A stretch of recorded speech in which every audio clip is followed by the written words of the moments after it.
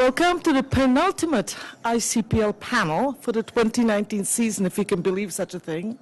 It's never too early to thank the ICPL staff over there, and of course our pizza supplier, Dean Thomas, at the International Program.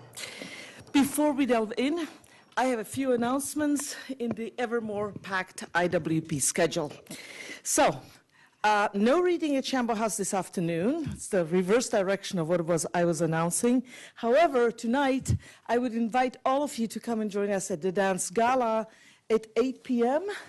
It's in the Space Place Theater in North Hall, and it's choreographed work based on IWP participants' writing, and usually it's just absolutely wonderful. It's moving, it's original, it makes you see things you never saw before.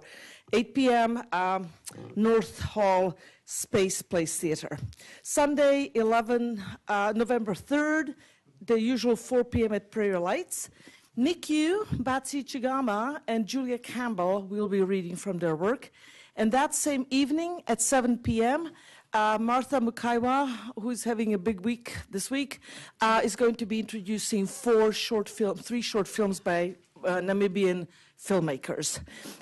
Next week, however, is Takako Arai's week, all Takako all the time. She will have two readings by her students, by Kendall Heitzman's, Professor Heitzman's students who have been translating her work, and both of these happen at Cordado Cafe on Monday. I believe it's at 7 p.m.? Yeah, both evenings at 7 p.m. So it's bound to be a whole new array of Arai's work. There we go. And then finally, next Friday, there is no ICPL. There is no panel here. We're taking a break. You've got to get your pizza elsewhere. And then we're kind of gathering forces for the final week, which is going to be the 15th of November, when we will have what we call Images of America, a kind of an open mic where writers get to speak to their experiences in some improvised form. All right. As an introduction to today's panel, I want to read two passages from two alumni who have written thoughtfully on questions of travel at a panel here in this very space about a decade ago. The first is from Mani Rao, who is an Indian and Hong Kong-based writer, currently back in India. Mani Rao writes, "For a place to reveal itself to you, your journey must be alone. Troublesome enough to be wearing flesh more than to have company. Bring you down to 2 bags, for you have 2 hands, although one is better. It's always a good thing to wave to a stranger. Stranger than what? Watch no television. You want to smell a place. Wear no perfume. Be wary of people who do, for perfume interferes. Carry no camera. Respect the dead. Memory must conduct. Buy no souvenirs, especially not from souvenir shops. If you have to eat out at a restaurant, look for a waiter or a chef with a loving expression. Eat there day in and day out. Be friendly, but know that you do not have to answer every question. If you find yourself distracted by someone, leave town. As for language and meaning, try to be tolerant about the charade, because you will get to a place you momentarily love." That's Mani Rao. And the second quote is from Kyoko Nakajima Kyoko, and it's shorter. It goes, "For a Japanese speaker, the words travel and trouble are very close to one another." So let's see whether our writers will take us in the lyrical or in the comic direction. Our first panelist is activist, musician, performer, and writer, comedian, I'd say, with 8 published volumes of poetry and prose. Chiki Arad edits the poetry magazine Mayan. He translates poetry and writes for the Daily Haaretz. He co-founded the Cultural Guerrilla Group, which takes poetry into Israeli streets and elsewhere, to Iowa streets as well. He participates this year's residency courtesy of Fulbright U.S.-Israel Education Foundation. Next to him is Martha Mukaiwa, who's an arts and travel journalist and an activist for Black Namibians, women, and the LGBTQIA+ community. Publications she has written for include the Namibian, Quartz, Matador Network, and the Africa Report. She served as a film juror for Namibian Theatre and Film Awards, on panels providing grants to Namibia's upcoming Voices in the Arts, and on UNESCO's Journalists to campaign. And she participates thanks to the State Department, U.S. State Department.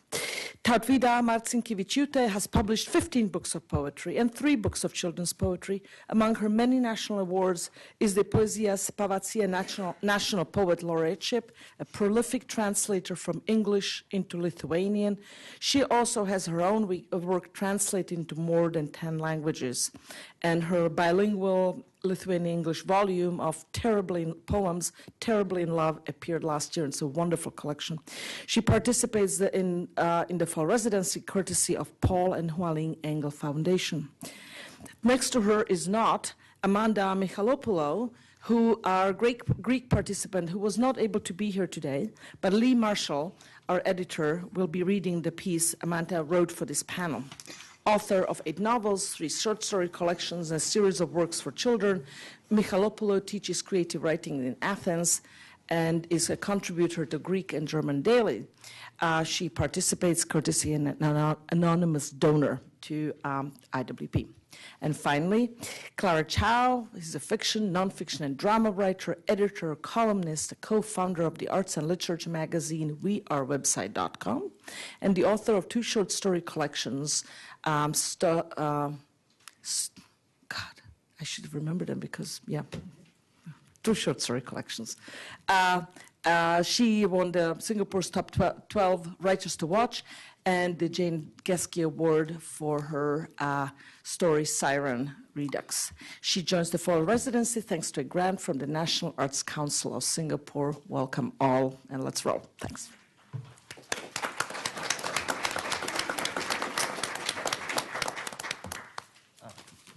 Natasha, you were talking about travel and trouble, so I'm the trouble. The title is Just Wanna Be Your Dog. I think if you know the song of the Stooges. Yes. Okay, rock and roll. My real career exists in the street. My interior is the broad exterior. If I were operated on, they would find lakes, lawnmowers, and pink cactus statues instead of blood cells. I enjoy traveling around Tel Aviv, in the Middle East, and all over the world. There are those who hope to get rich or aspire to write a bestseller, but my goal in life is not to sleep in my own bed more than 182.5 nights a year. I leave the house in the morning, return home after midnight, and hardly ever stay at home. Home is actually a book storage facility with a bed that my ex-girlfriend, a hobbyist carpenter, elevated to make room for storing books underneath it. I always keep my backpack equipped with toothbrush, underwear, and a beach blanket. I can show you. The beach blanket. I didn't bring the underwear. Sorry. It's because of the streaming. I'm prepared at all times for any adventure to come. My passport is always available for stamping. How is my passport different from any of the books I published? I usually write poetry in coffee shops. 2 years ago, I rented a studio at last.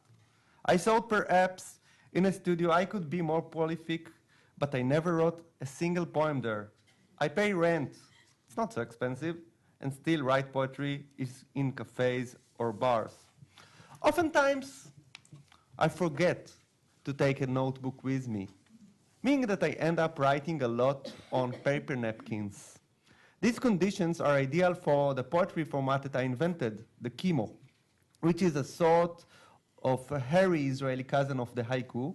If the haiku consists of 3 lines with 5, 7, and 5 syllables, respectively, the kimo is built on 3 lines of 10, 7, 6 syllables adjusted to the size of a napkin.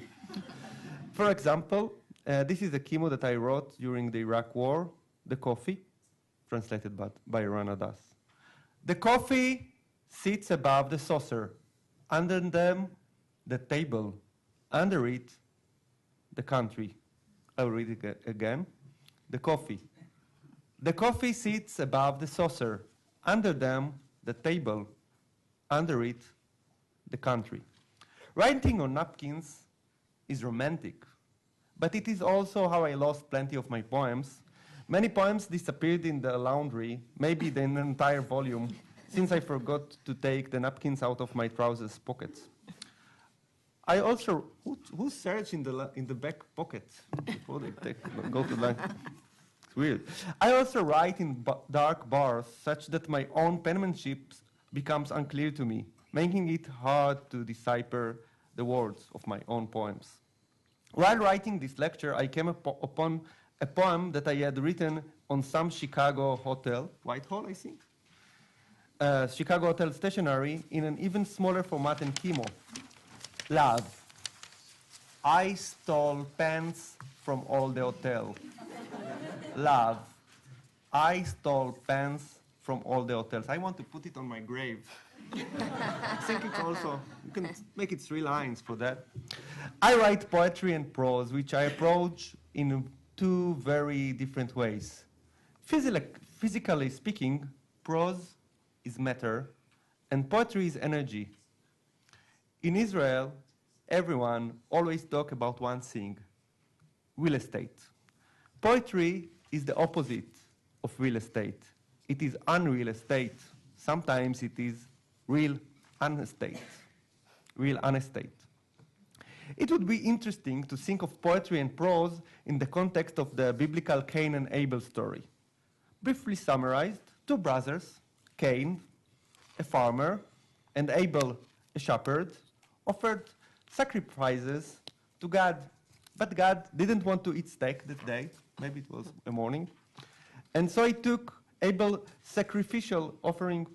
Cain, the ostensibly agrarian, got very angry and murdered the shepherd, his brother.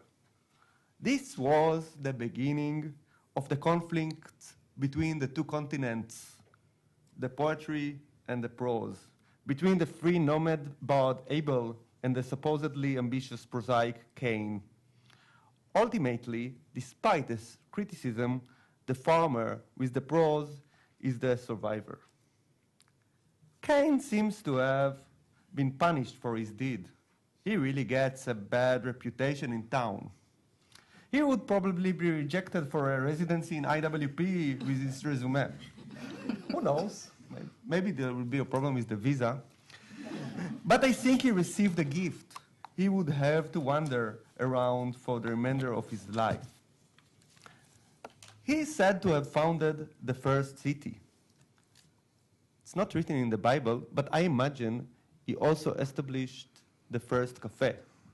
Cain sounds rather cool, much groovier than the 3rd brother, Seth. In Hebrew, it's Shet, which I think it's also an S. Seth, the boring brother, who never murdered or got murdered, and from whom the entire human race developed. Another lesson, another literary lesson to be learned here is that if you wish to succeed, be boring. In Hebrew, we don't wish you daily, only in birthdays, good luck, but rather we bid you succeed on all endeavors. But is there no greater failure than that of success? Occasionally I receive tempting job offers, but then I recall that my goal is neither the acquisition of money nor prestige, but rather more free time to be able to gaze at the sea or hear the river. The point is not just failing, but failing gloriously. Unfortunately, there is no guidebook on how to be a failure in 10 easy steps. The author of such a book is doomed to never find a publisher. My friend, the musician, the not successful musician, Ibi Dan or Aleph Bet Dan, compares the possibilities lying before creative artists to the range of choices available to dogs. You can be a domestic dog who will get fed every day and live a carefree existence, but then you will also be castrated and imprisoned in a home. Or you can be a stray dog, free and loose, but without knowing where your next meal is coming from. On this spectrum, I prefer than successful stray dog. Always on the road. Thank you. Thanks to Michael and Gal, the translator, and to Lee that helped me to edit. An origin story. Bangkok, 2014. I have a column due and my editor is breathing down my neck. I'm planning on being in the land of smiles for a quarter of the year, my first time living the dream, being a daring digital nomad, but my brain will not cooperate. My best friend James blames the tequilas we've been throwing down our necks at a bar that's just a couple of fairy lights, rusty nails, the promise of tetanus, and some planks in an extra shady section of the red light district. But actually, it's everything. It's being there. It's the sound of meat sizzling at roadside stores, the sweet smell of mangoes sliced and placed carefully on ice. It's the ladyboys posed like such sensual sirens beckoning sexily from the Whiskey Islands. It's the coo of massage, massage, come in, where you from? Called from dodgy parlors or from pretty Thai women who'll throw in a free fish spa if you'll agree to receive your treatment right in the tumultuous street. If you're suddenly the spectacle that is dangling your feet in a water tank that looks like a prelude to life-saving amputation, while little grey Guru-Roofa eats your dead skin and you laugh and screech at the sensation as monks, saffron robes aglow, walk by, barely batting an eye. It's all this and the fact that I have to write and make sense of it all, distill it into some sort of coherent chronicle that filters the sights and sounds of what feels like another planet through the inadequate page and transport the reader there with no vehicle except the wings of my words. I start to sweat. No, I'm already sweating. Bangkok is where sweat goes to train for the Olympics, and it's already running down my back. It runs all the way to Malaysia as I'm darting down a street in Georgetown, Penang. A man is following me on his motorcycle yelling, "One night, 500 ringgit, right now for one night. What's your room number?" It's not the first solicitation, and it won't be the last. I run away, afraid. My editor breathes dragon fire down my neck, but my mind still won't cooperate. It won't write the glowing travelogue. It won't shut down and get enough rest. It won't stop thinking about how singular it is to be a black African woman moving through the world. So James tells me to write that. Write about how you get chased, and people stare, and people ask you for photographs, and kids call you chocolate, and men assume you're a sex worker. Write about travel the way only a black, Zambian-born, Namibia-dwelling, South African-raised woman solo traveler can. Marth, seriously, write that. As I do when I travel, I've scribbled that story in the oddly quiet minutes between the oar. It's half held in 2 notebooks. It's somewhat stored in gushing voice notes whispered in silent monasteries, but mostly elliptic in logs on my mobile phone. On the road, there is no quiet, familiar desk. Stories fly overhead like Yiping lanterns. They zip by on overloaded scooters, barely missing your feet. They vanish into a crowd wearing the most beautiful chut thai or trickle away in a sonorous splash as you hurl yourself from the top of a waterfall. The trick then is to catch them, to find a pause in all the look, what's that, wow, let's go, and whip out a phone, a notebook, or simply trust in a memory ever assaulted by the sensory overload that is travel. At home, my writing is done in silence and in my room. On the road, it is done everywhere, and perhaps by someone else. A Martha who says yes far more often than I do, who's braver, laughs louder, is quicker with a smile, stays up later, who'll eat just about anything and walks further than her feet have ever carried her before offering intimate details of her life to strangers shooting Christmas Eve fireworks towards the unfamiliar sky. I write it all, and this becomes the signature of my travelogues. Stories from around the world distilled through my multiple identities and my individual Black history. I weave my view of the world and its views of me into the narrative. Sometimes the racism, ignorance, solicitation, and surgical mask pulled hastily over immigration personnel's faces at my utterance of "I am from Africa" is the story. But on the best days, it's not. The days I'm not an automatic ambassador for Black people the world over and I can just live and write travel. Or does travel write me, urging me down paths I wouldn't take back home, allowing me the anonymity I don't have in Windhoek, in far-flung places so I can revel, go rogue, and remember that the story is the journey, and the destination is myself. I forgot to add that I'm a travel writer, so I responded in a travel essay. Thank you. On the road. I left a copy of the book On the Road by Jack Kerouac on the hill, on which the young, famous Lithuanian poet Vytautas Mačernis is buried. He died in the German bombing of the native outskirts when he was retreating by horse-drawn car to Germany during the Second World War. I left the book with the half a century ago during my first school tour. It was difficult to obtain books during my formative years. Many were banned outright by the Soviets, and you got to have a good bookseller friend, because good books disappeared from the bookstore almost at the same moment they arrived. I bought a copy of On the Road because it happened to have been left in that particular bookstore because the workers of the surrounding collective farm hadn't bought it. It was an extraordinary event.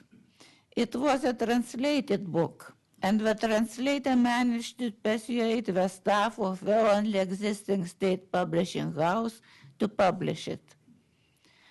I can't remember exactly whether I forgot the book on the hill or if I left it there deliberately as a token of my love for the poet.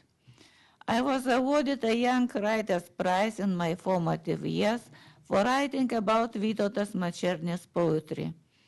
The book I left there was a treasure for me. Even its translated version served as an odyssey for my whole life. When I was young and lived in Soviet-occupied Lithuania, I didn't have any chances to travel abroad. Only the agents of the KGB, statesmen, or the pillars of the Communist Party had such opportunities.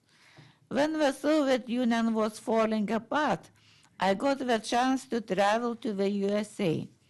A Lithuanian community of immigrants invited my husband, who was a well-known Lithuanian poet, and me to take part in the annual Congress Santara. I got acquainted with the most famous Lithuanian writers who emigrated to Germany and later to the USA during the Second World War, and whose books were prohibited in the Soviet Union. Trusted friends circulated the only copy of their books published in the USA, or even handwritten copies of books, so-called samizdats, among themselves, sometimes only for the loan of a single night. One such night, we were invited to a dinner with a close friend of the host, Valdas Adamkus, who was later elected the president of Lithuania. My husband played a tape recording of his own poetry, which a well-known Lithuanian composer had set to music. These songs were very witty, many about the Soviet Union falling apart, and one song was about Jamaica, a place which had been only a dream to the citizens of the Soviet Union. The future president listened to the Jamaica song attentively, turned to me and said playfully, "Okay, let's go to Jamaica." I refused to confirm this story to journalists, but I later wrote a poem about this treasured moment. A lot of my poems are inspired by travel and are written on the go, most of them during my husband's and my tour of France and Great Britain.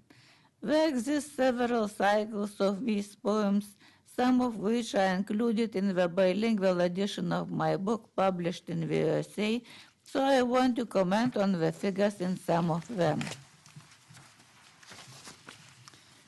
In Paris, there was a woman sitting in the metro train opposite me. It was the hottest summer day, but she was in a sweatsuit which was fashionable on the Siberian plains, and she glanced anxiously at every passing woman. It seemed she didn't understand why she was being treated so badly. I recognized she was Russian, so I tried to feel all her despair, all the absurdity her homeland imposed on her that brought her here. In one of London churches, there was an elderly lady who went to take the sacrament. It was a church built by the collected donation of Lithuanian immigrants, and the lady was an immigrant as well. She was so inspiring that my memory of her haunted me until I tried to incarnate all her immigration experiences in my poem, The Lady of East End. The American poet Peter Gizzi stated that poetry is a mode of travel, and it has taken him elsewhere in time as well as in place. American poet D.A. Powell states that the body is the first writer of the poems. I agree. It was poetry which gave me this wonderful opportunity to take part in the international writing program, to travel the USA writing new poems based on being here. When I write these poems on the road, I use my six senses. I feel rifts in the environment which correspond to breathing and to the systole and diastole of the heart. Thank you.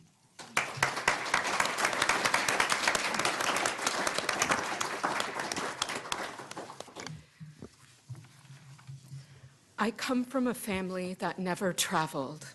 My parents used to say that there was no money for luxury. Still, deep down, I knew there were other ways to see the world. It so happened that I wrote my first novel in Wippersdorf, a Baroque castle in East Germany, during a 6-month writer's residency. I was in my late 20s and had just left my job as a journalist to immerse myself in a novelist's life.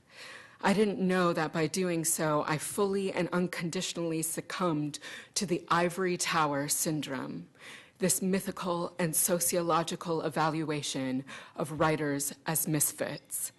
Wippersdorf, although flat, was my magic mountain, a sanatorium for writers who needed the blanket and the thermometer of words. We didn't have doctors, as in the Thomas Mann novel, but we had chefs and waiters with impeccable white uniforms. It was like living on a movie set. The Berlin Wall had already fallen, but the linguistic one remained standing. Most of the other writers spoke either German or Russian. I didn't speak those languages, so I wrote in seclusion, in complete alienation, which became later symbolic for what the writing stands for, at least for me. Escaping to an unknown place, surrounded by unknown people, strange situations, foreign languages, in order to invent a language of my own in a room of my own. Ever since, one of the first things I do in writers' residencies is to prepare the new room like a bird would prepare the nest. I needed the ceremony, the little decorative details, the new beginning to appreciate distance, not only distance from Greece, but from everything I conceive as my own, including identity, this cemented construction which makes authors write the same book again and again and again. Not a single book of mine was exclusively written in Athens, the place I call home. Even the most Athenian pages had to be written from a distance that illustrates what James Joyce would call indifferent sympathy.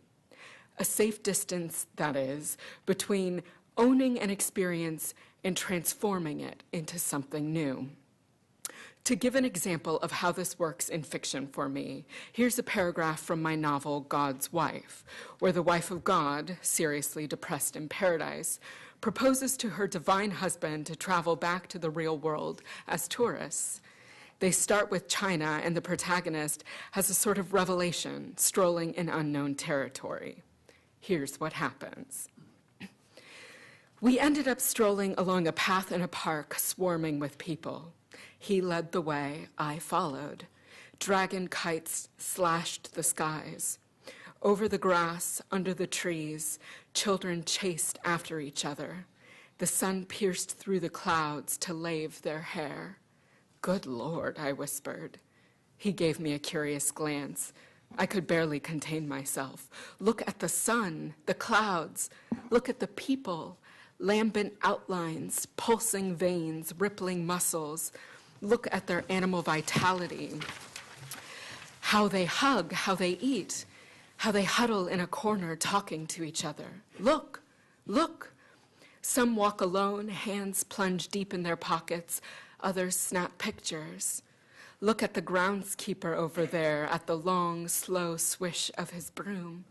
Look at that man smoking. It's been years since I last saw someone smoking. Where's that gaggle of people headed in such haste?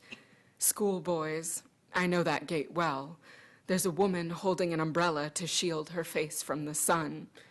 Do you see that lot with the beers over there? Soon they'll be completely drunk. Most of all, I enjoy the girls walking in pairs. You can almost feel the buoyancy, the vigor in their limbs, sweat like dew at their napes. This was written during a Shanghai Writers Association residency, and it would be inconceivable for me to write it elsewhere. The same happened with my Kafka novel, a book where a reincarnation of Kafka walks around different European cities. I visited each and every one of them, following the steps of Franz Kafka. I could probably find the same information in books, but there is no substitute for the real thing, this expedition of sorts at the heart of what the book asks the writer to do. And a book always says, go and see for yourself, find genius loci. Kafka would strongly disagree. He wrote America without moving from his chair. On the other hand, many of the writers who inspired me traveled extensively. Lafcadio Hearn, Joseph Conrad, the one and only Clarice Lispector. In this sense, it feels strange that Lee Marshall kindly reads my words while I am in Greece for a family emergency. But this takes us back to pure fiction, doesn't it? I pretend to be there with you, like a character would in the world of the novel, and I long to be there with you in the same way readers dream of being immersed in a novel's world while reading it. Displacement is frustrating, but it says so much about unfulfilled desires, or better yet, the desire to be in two places simultaneously, which I believe I somehow managed today.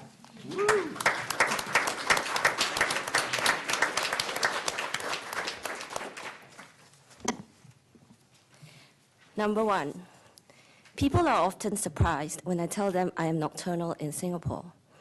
I sleep during the day, wake at night. I go to 24-hour supermarkets at 3 in the morning, haunt karaoke bars till sunrise. Arriving in Iowa City, I am not jet-lagged. I am in the right time zone. My astral spirit, avoiding light, exists always on the other side of the globe. I thrive on being a little out of sync with the world. It sharpens me, keeps me curious.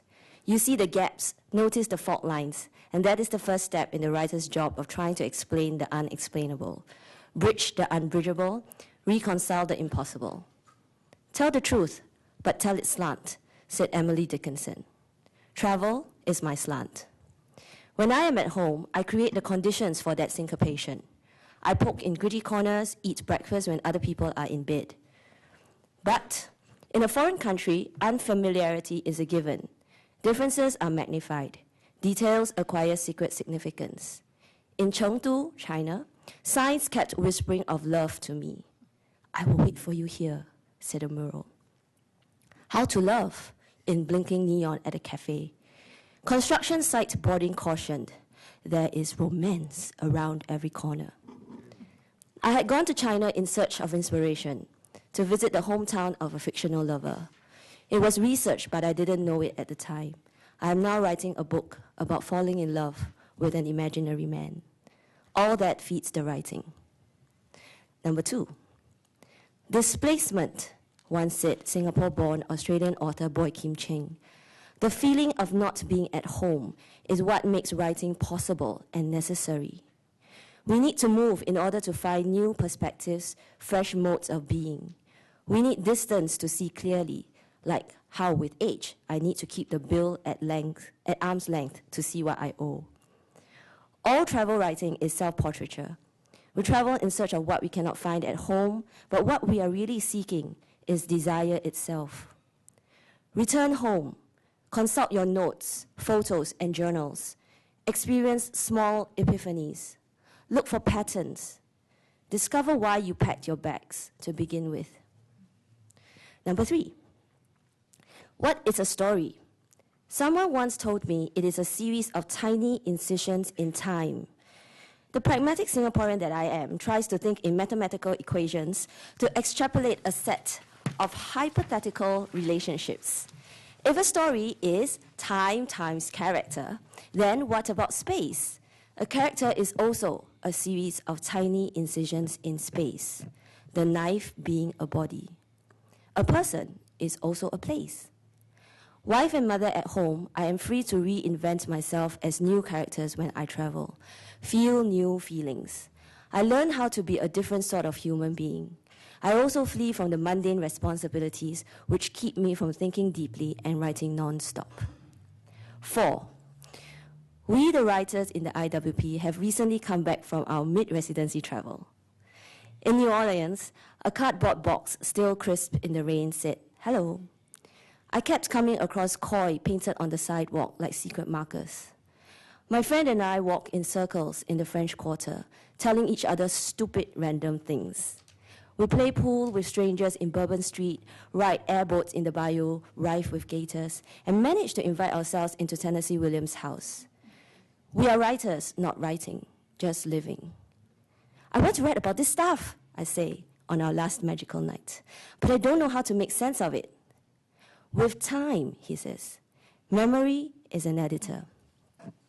5, to travel is to be in a state of infatuation with the world, high, exhausted, alive.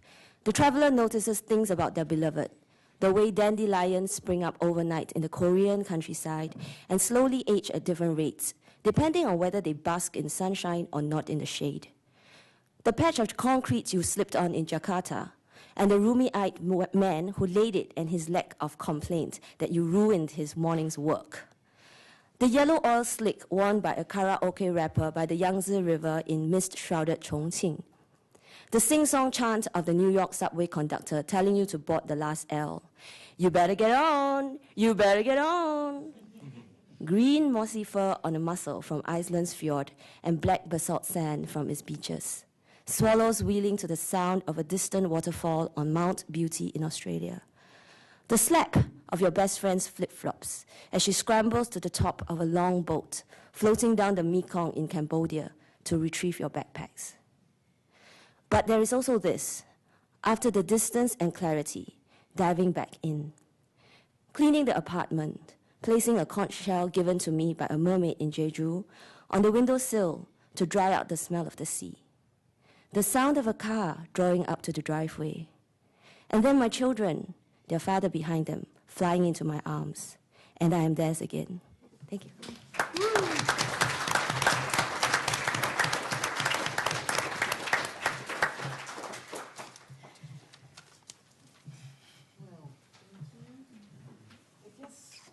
Unless there's a pressing, urgent first question, which I can see right, there's a pressing, urgent first question. Pull the microphone over. No, that. The microphone is coming over right now for you to say that. I said, is there a pressing first question? Mary? Yes. Wait for the mic. I enjoyed your presentations, but I believe two things, that all writers are prophets. And especially when you go to speculative fiction, 1984, Brave New World, and so forth. Fahrenheit 451, especially for us. And another thing I believe is that everybody in the world has a cousin in New York City. That's a question. And my question is, do you believe writers are prophets? You can go back into your own cultures. Well, the man from Israel doesn't have to because we got the Bible. We know that. So this is how writers know. And if you don't write what you know, it becomes a fire stored up in your bones. So does anyone want to comment on that?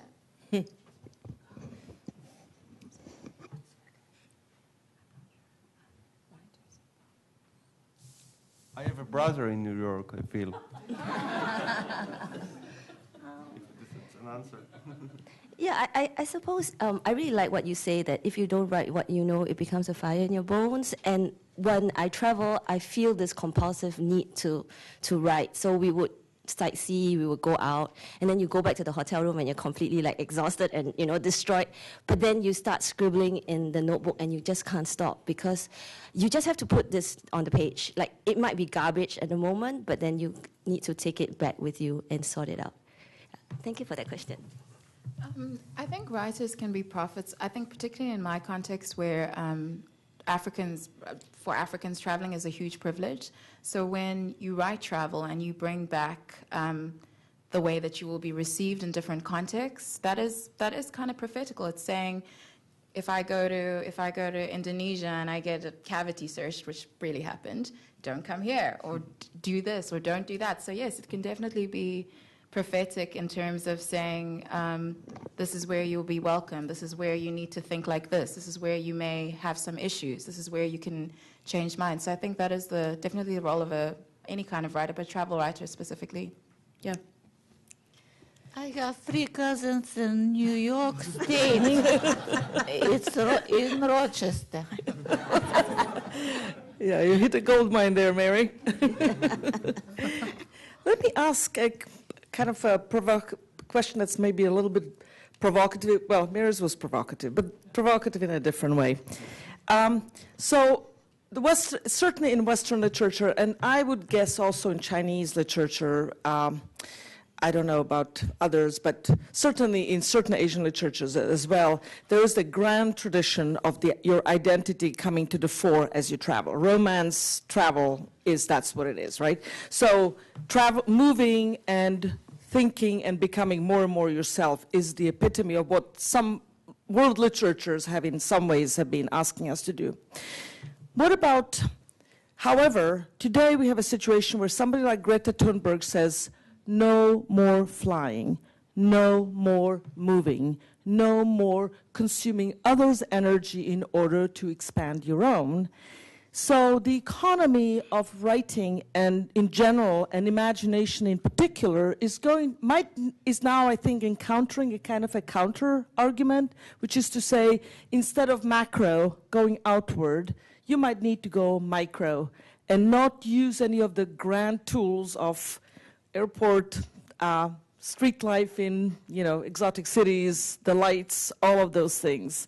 You might need to go elsewhere. One might need to go elsewhere. I don't mean you. Have you all at all worried about CO2? In this regard. I really love, we can call it micro travels. Mm-hmm. Like I was here, and then I was going to a place called Iowa 80, the largest truck stop in the world, with Austin here. I did it as a journalist, I'm a travel journalist, but I did a very micro travel. But this is another world. I think Tel Aviv and Iowa City are more close than Iowa City and Iowa 80. So I think you can have like micro travels, and they can be very. Maybe it's a time for micro travel. No, with his car, which is not electric enough, but. Yeah, but you could have done it on a bike if you really wanted to. It was close to Davenport. I agree with Chiki on most things because Singapore and Israel are very, very similar. And I think that it's possible to write a travel story without even leaving your home. For example, I did a travel workshop under Boy Kim Cheng, who is a big influence. And he wanted us to work on a travel piece for 10 weeks. So people talked about, their travels and all that. And then I decided that I wanted to write a travel story about a housing board flat in the northern part of Singapore, and that was the former home of the president, the newly elected president at the time. And this idea of the president who used to live in an apartment block that was so similar to ours was very popular and very, very empowering in a sense. So I spent many weeks just going to that block, sitting around, sitting in the void deck, going out, talking to the neighbors, basically just being this ghost haunting the neighborhood. And then I wrote a travel piece. So it's possible to sort of put yourself in that frame of mind where somewhere that is so familiar, your own country can become a foreign country. I agree with Clara. A couple of years ago, I wrote an article called "Being a Tourist in Your Own City," because often people come to where you are and they're like, "Wow, look at this," and you pass it every day and you don't really notice it. So I did like a little guide on how to, find that wonder and interest in your own city. Also, I think that a lot of people, the sustainability conversation is definitely happening, especially amongst travel influencers or travel writers. And again, I agree with Clara and Chicky. Traveling in your own space. Before I came to the IWP, I actually did an article for Condor Airlines about e-biking through the Kalahari Desert. So we actually e-biked, and it was solar-powered e-bikes, so the e-bikes are charged in a little solar hut, and we're trying to push more stories that combine sustainability and environmental consciousness with travel. So that's definitely happening, and it's definitely something I want to get in on a little more. But then again, I always think I think that I really want to speak for myself in different places, particularly in the West, because they have such a monolithic idea about what Africans are and what Black Africans are. So I think it's important for certain types of people to move around and be seen and speak for themselves. So I think that it's still important, but the conversation is happening, and I think that we're doing the work in terms of those sustainability issues for sure. I agree with three of them, and I would like to say that Iowa for me is not a macrocosmos, not a microcosmos, but a microcosmos, because I can travel through it in my mind and see a microcosmos as Yeats has seen it in the sand. I want to add another thing, because we were talking about the micro, but I think that literature is different than politics, because literature is something you can use absurd, which is very weird when you do it in politics. Now I think it's too much happening in politics, but so I can say that never travel, always travel together. All right, I think I'm going to borrow that for the next panel on travel. Never travel, always travel. I have a question, actually. I guess this is also coming from a place of personal curiosity. Do you guys ever feel like you have your life together when you spend these long periods where you call yourself, wherever you call yourself as home? And how does that affect your writing? Does it affect at all?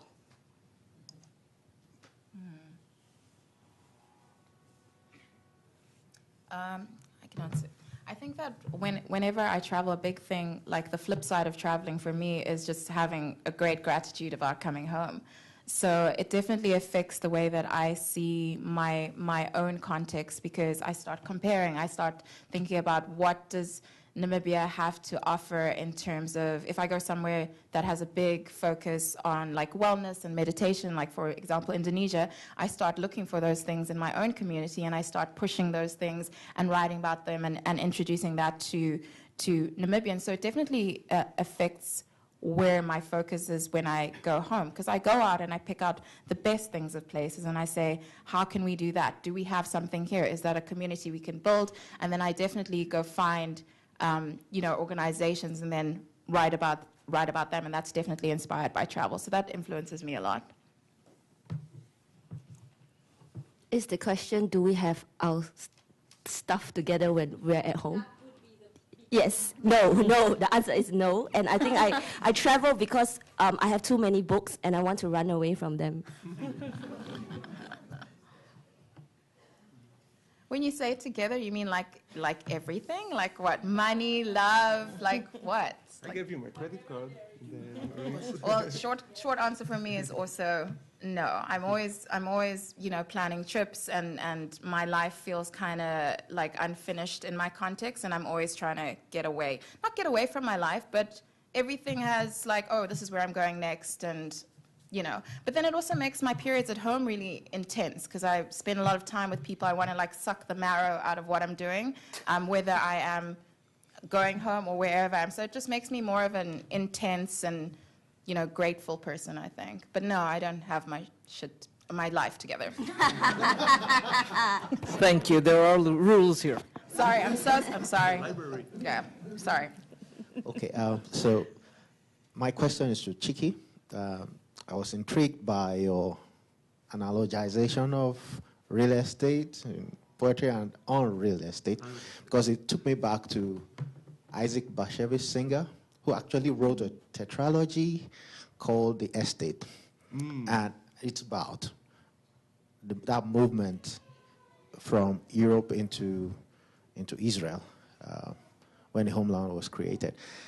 My question is, do you still think of that kind of movement, mass movement, into a settled space? Or do you think of the nomad, like you, constantly moving? I didn't understand the question. You asked that if I the last sentence. I guess I wasn't clear enough. Yeah. When you read your essay, yes. You spoke about real estate And as unreal against estate, yes. unreal estate. Permanence, I guess, against impermanence. I'm asking, do you have at the back of your mind the traveler as someone who goes to a place or places? I think it's like in my intuition is always to travel, is always to move, to be a verb, not a noun, something like that. I hope it's an answer. Places. Places, yes.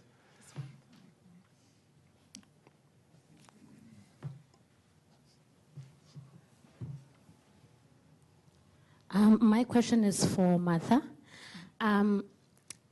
You mentioned earlier on that traveling as an African is a privilege. Yeah.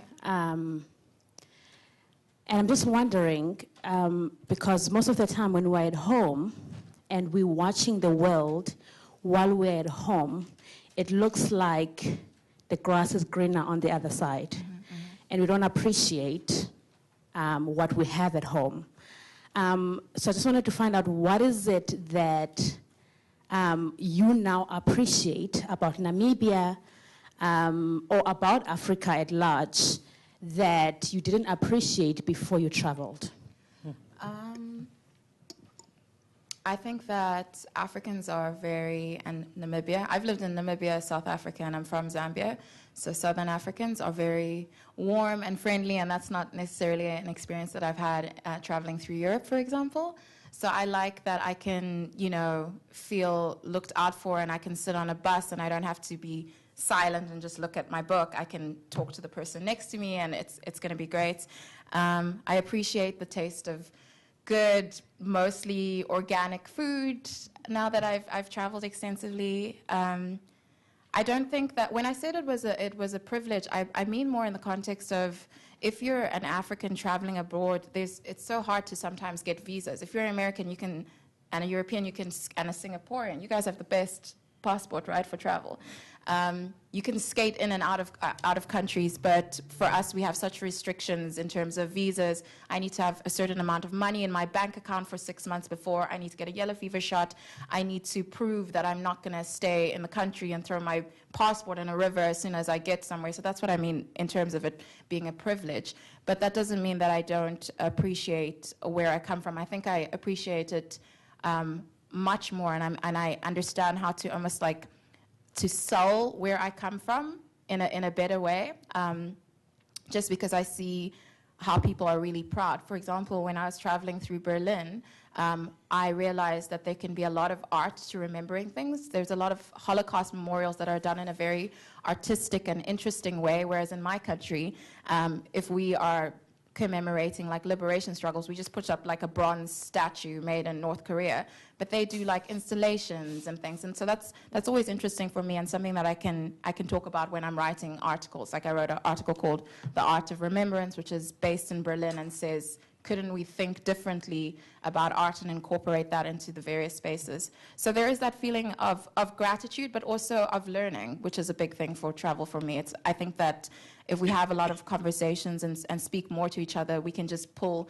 the best of the world together, and that's what I try to do. Yeah. Well, we're almost coming up on 1 o'clock, so if there's one more question. So I was curious, how much research do you put into areas that you're going to be traveling to, or do you prefer to go in a little more blindsided so then you kind of see everything fresh?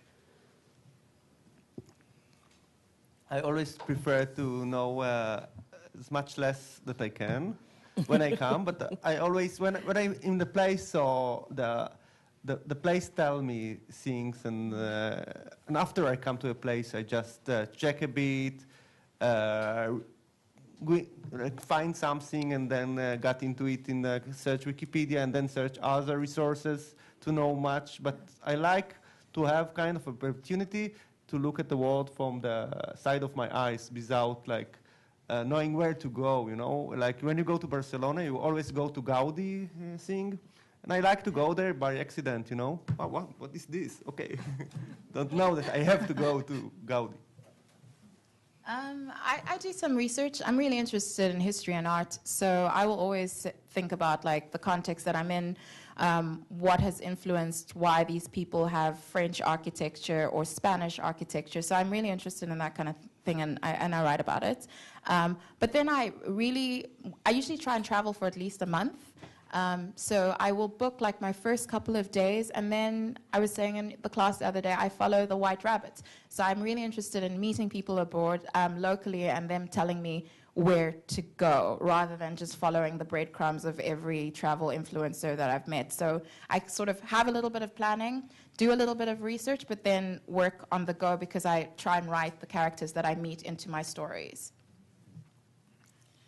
I do a bit research before going, but it happens that everywhere it is quite different atmosphere if you are looking for, and quite everything is quite different. So for me, everything is different than I expected before. It's very exhausting to travel with me, for those who have. I'm so sorry, Santiago. I want to do so many things in a day, so I would pack the schedule, and I'm like, we do this, we go this, we go there. So I always prefer to have a plan, even if maybe by the fourth or fifth day, I kind of like, crash, and I'm like, I don't want to go out today. But at least I have done most of it in advance, yeah. Singapore efficiency. I'm the opposite. If I have a plan, I try to avoid my plan. Yeah, so you avoided me in New Orleans. I avoid. The perfect panel from Chicky to Clara and everything in between. Thank you.